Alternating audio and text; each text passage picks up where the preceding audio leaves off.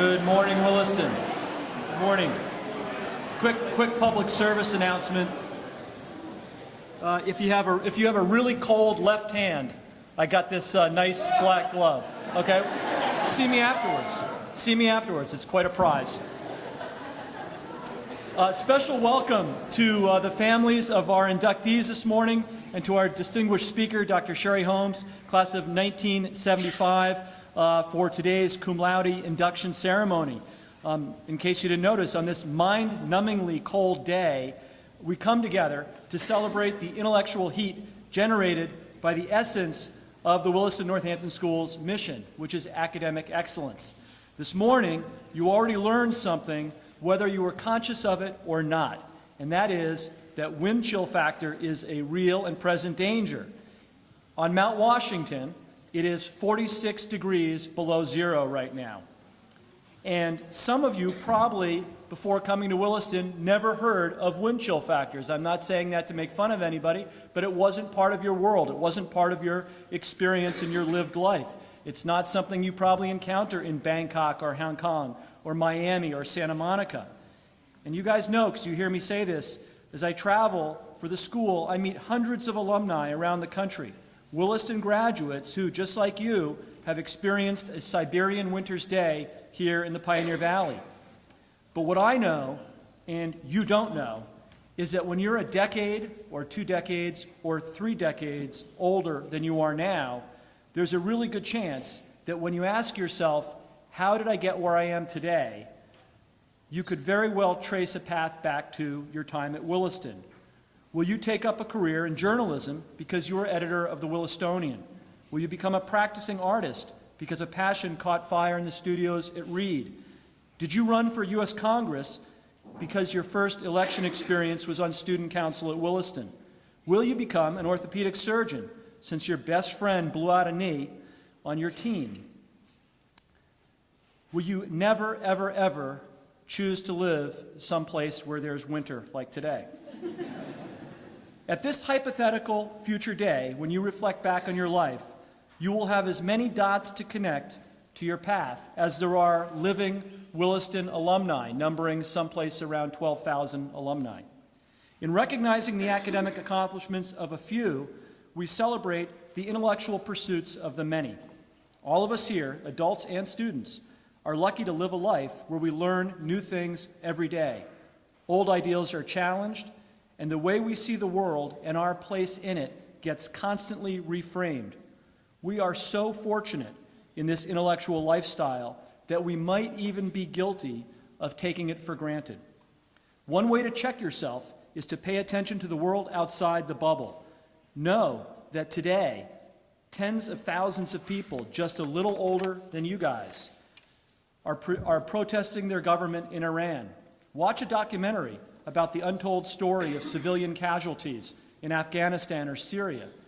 Reflect on the spirit of competition and generosity that motivated this community to surpass its own goal for food donations. We shouldn't pat ourselves on the back about that very successful food drive without considering the plight of the less fortunate and just how many needy families there are living right here in our community in East Hampton. Here at Williston, recognizing the luxury we enjoy to read books, debate ideas, consider and reconsider our beliefs, we celebrate the truly remarkable accomplishments of your peers while acknowledging the weighty responsibility that each student has to make something of this lifelong educational gift. So now I'd like to ask Mr. Peter Gunn, who serves as Secretary of Williston's Cum Laude chapter, to come forward and to begin this celebratory ceremony.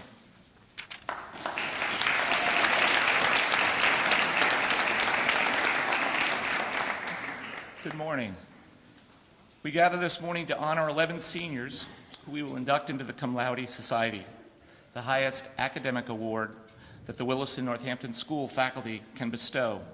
In celebrating such academic excellence, we celebrate our fundamental mission to inspire students to live with scholarly purpose, intellectual passion, and personal integrity.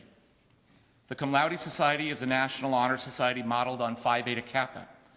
Williston Academy joined the society in 1921, The Northampton School for Girls received its charter in 1951, and in 1971, the Society granted the merged Willis and Northampton School a new charter.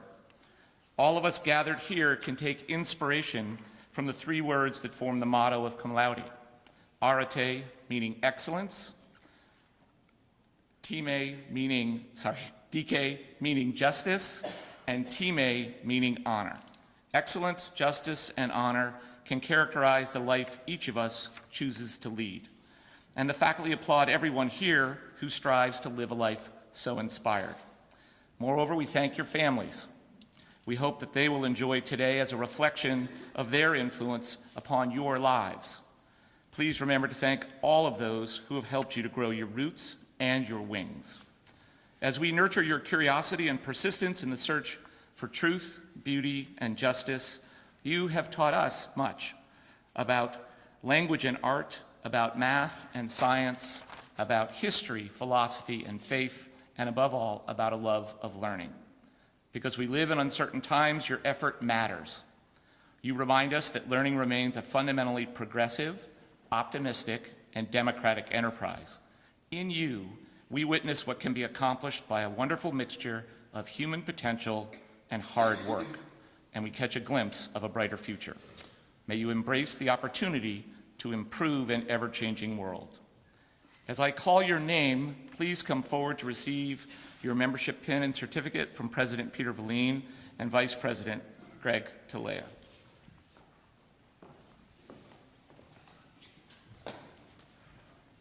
Caroline Channel.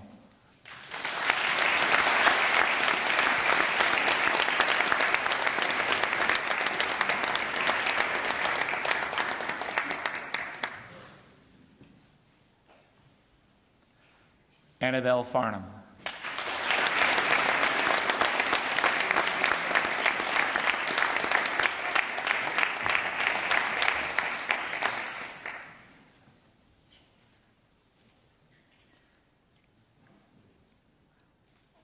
Madison Fulcher Mellon.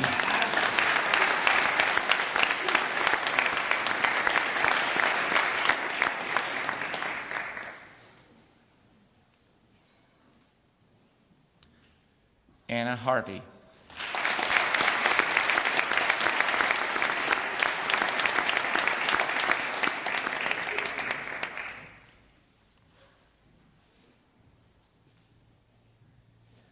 Emma Lehrer.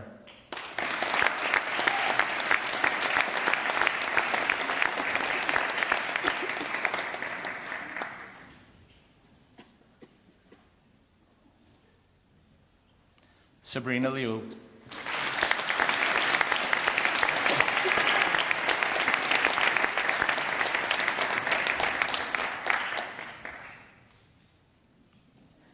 Sarah Rankert.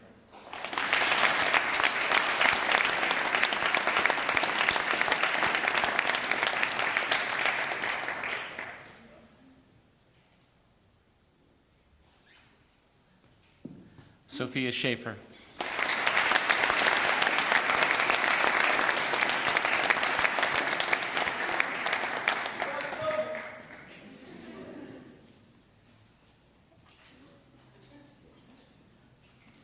Anna Weed.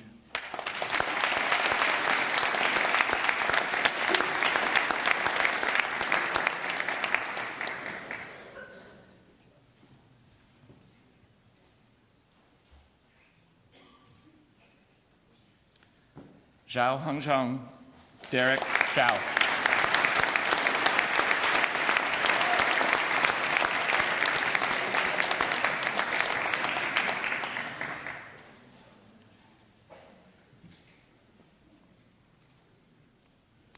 Zhou Wangshen, Shirley Zhou.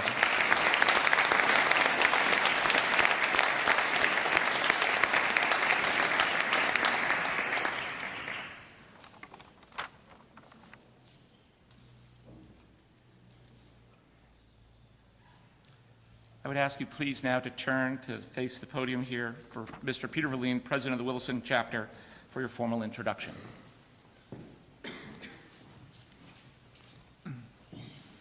Your exemplary record in academics and citizenship has earned for you membership in the Cum Laude Society.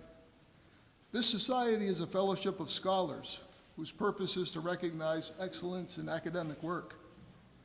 It is our sincere hope that you will accept the honor of membership as a responsibility to strive for similar excellence in all future endeavors, and, along the way, contribute to finding solutions to some of the major challenges facing your generation.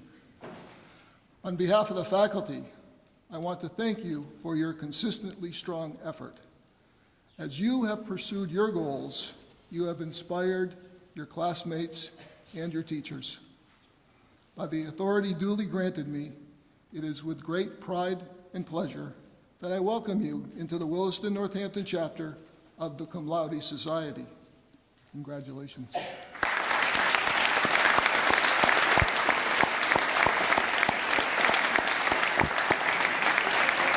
You may take your seats.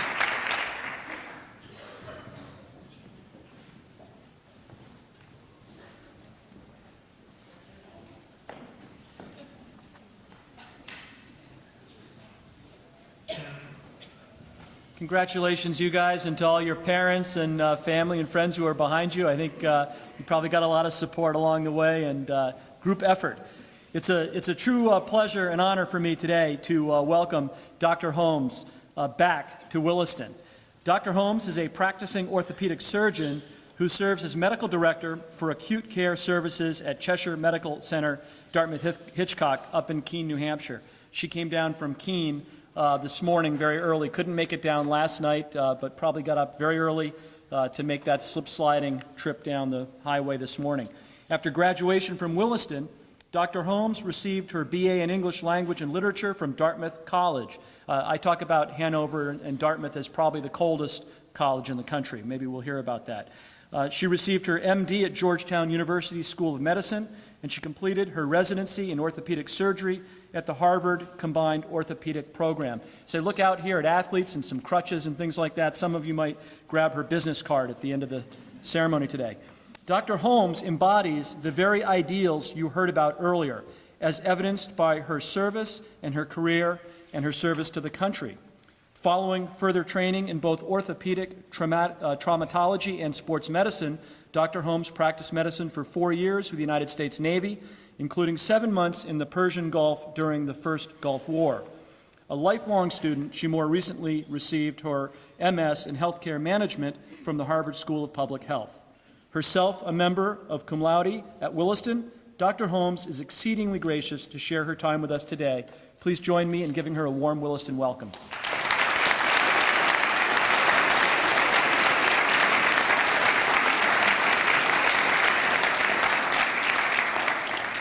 Good morning. Good morning. Good morning. Excellent. You know, I have to say, when I was here, I didn't really have any classmates that blew out their knee, but I did injure my knee, and was seen by what I found out later was one of the great gods of orthopedic surgery, and maybe that's what set me on my path to where I wanted to be. So, anyway, Headmaster Hill, faculty, parents, students, cum laude inductees, thank you for inviting me to speak today. What I want now is to have all 11 inductees to stand. And let's give them a round of applause for their attainment.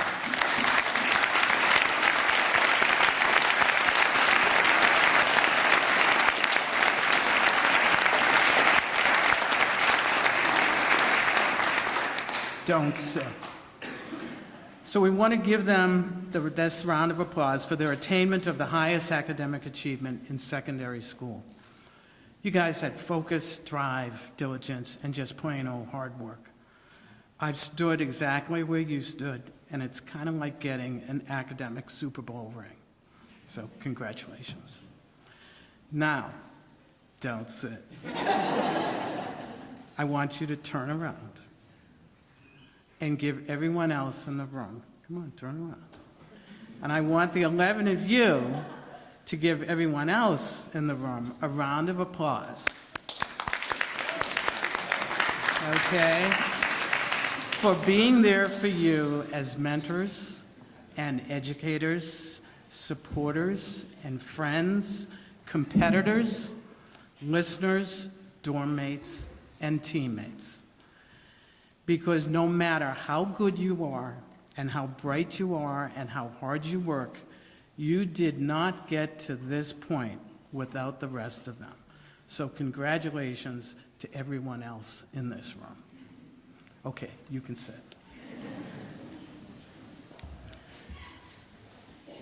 There isn't a person in this room who isn't expected to leave her and go on to college and succeed. Your teachers expect it, your parents expect it, you expect it. A great secondary school education like Williston, Northampton, puts you on the road to a good college, a good grad school, a good job, and a good life. It's the first step down the road to living the dream. But I do want to quote the following sobering statistics from the Centers for Disease Control and the 2015 National College Health Assessment Survey. More than 50% of college students feel overwhelming anxiety. 30% feel depression at some point. 1 out of every 12 college students at some point makes a suicide plan. 2/3 of those students never reach out for help, and about 1,500 college students per year will complete their suicide. Suicide is the second leading cause of death in 5 to 24-year-olds in the U.S., and suicide, along with alcohol and drugs, is the leading cause of death for young white adults. So, now the good news is that 11 out of 12 college students never make a suicide plan, and 20.3 million college students just keep on going. The stress is there, the anxiety is there for all of them. So the key here is, how do we help you stay in that 11 out of 12? It comes in knowing what the stressors are that everyone who has been there has faced, and how do you get beyond it? So this is what we know about the stressors. Much like independent school, you're away from home. You're homesick. Schedules and workloads are different. Roommates and relationships are completely new. Just when you thought you had it all down, here, it all starts over again. It's difficult to know how you belong to this new environment, and lucky for anyone who is a boarding student, you've probably already experienced some of this. I know I did. College cost. The cost of college education is totally over the top. Even when your parents think that they've saved enough, it's often not enough.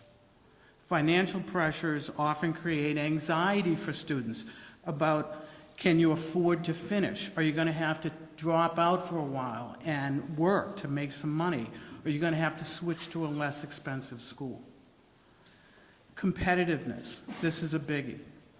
College is not high school, and you will all find that out when you get there. But schools like Williston can prepare you for open-ended assignments and independent thinking, how to focus on success, and how to recognize and learn from the importance of failure. How to recognize that maybe you're not the only one finding the new information in some class really difficult. Difficult acceptance rates. The more competitive the school, and I know some of you guys have already gotten in early decision, that means you've been pretty competitive. So the more competitive the school, the more competitive the student body. As they told my freshman class at Dartmouth in the first week that we were there, you all came from the tops of your class. Now someone's got to be at the bottom of the pile. It was sobering. And competitive students not only push up the mean, but competitive students, I have to say, are not always, many of them are good people, but not always nice people. As a pre-med, I encountered this one firsthand. Campus crime. If you don't live or work in a safe environment, it's hard to feel comfortable. You don't want to work late. It's hard to reach out to strangers. And then there's always the prospect of a good job, or any job for that matter. If I don't get an A in organic chemistry, I don't get into med school. If I don't get into med school, then I don't become a doctor. If I don't become a doctor, then life's over because it's the only thing I ever wanted to be, and maybe because my parents were physicians and my grandparents were physicians. And then my parents will be disappointed in me, and then what am I going to do? So if these are some of the stressors, what are the consequences of all this stress and anxiety-producing stuff? Well, unfortunately, more stress and anxiety, sometimes depression, sometimes worse. We tend to focus more and more on our success, but don't know how to fail. Instead of thinking, I failed at something, one test, one paper, some students begin to think, I am a failure. We become good at rattling off our accomplishments, but don't know what it is that we really want out of life and what really makes us happy. We try to be good at everything, but not necessarily passionate about anything. And worst of all, we allow social media to define us. How many here are on Facebook, Snapchat, Twitter? I know there's more students. Come on, all you guys are on it. The social comparison theory says that we try to determine our own worth by how we compare ourselves to others. Snapchat and Facebook promotes the myth that everyone else's friends are more in number, are prettier, are happier, and are having more fun than we are. Some of you may have experienced that already in high school and you haven't even gotten to college yet. So what's the antidote for all of this? What keeps the 11 out of 12 safe and sound? Well, it sounds kind of hokey and pathetic, but resiliency, well-being, and positive emotions. Resiliency is kind of like Gumby. Now, Gumby's really old, and your teachers may remember Gumby. Does everybody know who Gumby is? Raise your hand if you know who Gumby is, right? The little green guy with Pokey by his side, and you kind of twist him around, and then he would come back to being normal again. So, resiliency is like Gumby, the ability to cope with stress and adversity and bounce back. Positive emotions are micro moments that are contagious. They're micro moments that build bonds and foster compassion, empathy, and trust. Positive emotions allow you to focus on your strengths, building what's right with you, instead of just trying to fix what's wrong. It allows you to turn your inner critic into your inner coach and keep you from wallowing in catastrophe, because everybody's been there with the, oh, woe is me, I'm really bad. Positive emotions and resiliency allow us to take stress and use it kind of like a set of weights that you use in a workout, adapting your cortisol levels, getting feedback, building strength so that you can handle a higher weight the next time, kind of like the next more stressful thing that happens. So, okay, I'm going to give you 6 resilient and positive emotions to help you not only deal with the stress of college, keep you in that 11 out of 12, but also the stress of jobs, relationships, and life itself. First, know yourself. Understand your strengths. And by being humble, you can accept your shortcomings. Know your weaknesses and your motivations. What makes you feel good about yourself? Recognize that you're a leader even when you don't think so, because you have the ability to influence someone in a positive way. Love yourself. Be compassionate to yourself. Take time to quietly reflect upon your life. Take time to play. Take time to laugh. Exercise, play sports, eat well, and sleep well. Third, focus yourself. Be in the present and not always in the past and not always in the future. Enjoy each moment that you're in and the people you're with. And if you don't like those people, walk away. It's not worth the energy. Sometimes you have to avoid multitasking and focus on only one thing. Most of all, find some time to unplug. Just don't use the unplugged world as a retreat from reality. Fourth, find meaning in yourself. Develop your own values. Recognize your talents. Set realistic goals and challenges. Say your gratitudes daily. Now, gratitudes is a mindfulness exercise, and it's really helpful.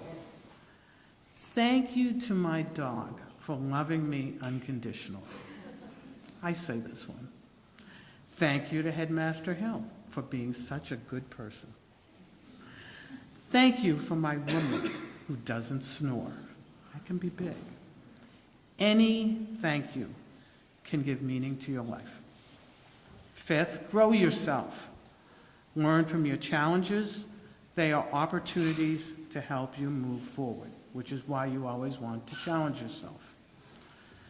Learn from others and borrow from their strengths. Actively problem solve for yourself. Don't ask someone to do it for you. And finally, share yourself. Social and hard science now shows us that social connections and face-to-face interactions are what make people live longer and happier lives. Reach out to your other fellow students, to teachers, to professors, to staff. Get off your phones and off the internet. Smile, volunteer, tutor, join a club, join a team, perform random acts of kindness. That's always one that is kind of nice. This last one, sharing yourself, is probably the most underrated and yet one of the most important. It makes you feel good about yourself, and you never know how you've impacted someone else who may have needed you. This past summer, 50 years after being in elementary school, I received a card in the mail. It was from an elementary school classmate that I haven't seen since I left home for Williston. The person said that a close friend of theirs had died, and they were on a quest to track down and write to people who had made an impact on their life. The letter came to me as a surprise. This person wrote, "You might not realize how much your friendship and kindness meant to me. There were several cruel children in our class who sought to demean those who did not fit. I remember walking with you to music lessons, just laughing and having fun. Thank you." That one letter meant an incredible amount to me because I had no idea how much I had impacted this person's life. I hope and believe that I've carried that trait through my time here at Williston, Northampton, in college and medical school, through residency and fellowship, through my 7 months on a ship in the Persian Gulf, through marriage and family life, through clinical interactions with my patients, and as a medical director with other physicians, nurses, and staff. I'll admit, I too have suffered through my share of anxiety and depression and stress, Because that's not just what high school and college throws at you. That's what life throws at you every day. I've learned to say my gratitudes all the time, and one of the biggest is to say thank you to Williston, Northampton. In 1975, when I graduated, the world was my oyster. Everyone in this room, every single one of you, has that same open book in front of you. And I wish for you, with hard work, resilience, and positive emotions, that you achieve your success and your dreams. Thank you.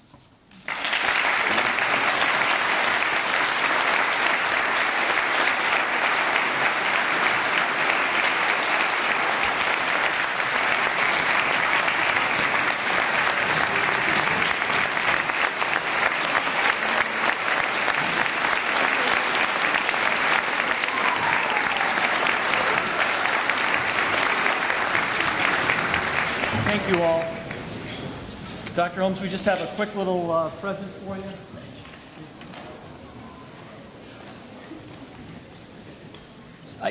I always think a lot when I hear speakers like Dr. Holmes share their insights from a perspective of a number of years and a number of different experiences. Just a show of hands, how many of you in here have a relative who's a physician? You know, is it a small number? How many of you know personally your own physician? Yeah, everyone knows, right? And so for everybody who's a student, is it still a pediatrician you go to? You still go to the same person you went to when you were 10 years old, 7 years old? So when I was in college, I went to college in the same town I grew up in. And when I was about 20 years old, I hadn't gone to the doctor for a long time. I didn't have a doctor. The only doctor I had was my pediatrician, who I'd seen since I was a little boy of 6 years old. And so I did what I naturally do. I went to my pediatrician. So I go down to his office in town. I hadn't been there in a while, and I noticed something right away, that when you go into the sitting room, all the chairs were just like the little kindergarten chairs. You know, I'm not a big guy, but still the little chair was too little. And so I plunked down there, and I met Dr. Wayne Peters, and he took care of me, gave me whatever, strep throat, whatever it was. And they had a conversation with me. He said, Bobby, said, I think it's time you get a new doctor. And I shed a tear. I said, what do you mean get a new doctor? You are my doctor. And he said, no, there's time for you to move on. And what I heard today was moving on to one's adult doctor. When you go to your adult doctor, my pediatrician always gave me a lollipop. My adult doctor's never given me a lollipop. What my adult doctor gives me is a little bit of a reality check. Here's the world. You're 57 years old. Here's what you got going on. Here's what you got to look forward to. And here's what you can do to remedy that or to improve your situation. That's what I heard today. So I hope, especially seniors, especially you guys who are getting ready to go off to college, you replay some of what you heard today from Dr. Holmes, because it's spot on for the lives that we all lead together. So many, many thanks for that great talk, and I will carry it with me. Immediately following this, I invite all families, inductees over to our house, and teachers who don't have to teach for a little reception. For the rest of you all, please be warm, be safe, take care of one another. Have a great day.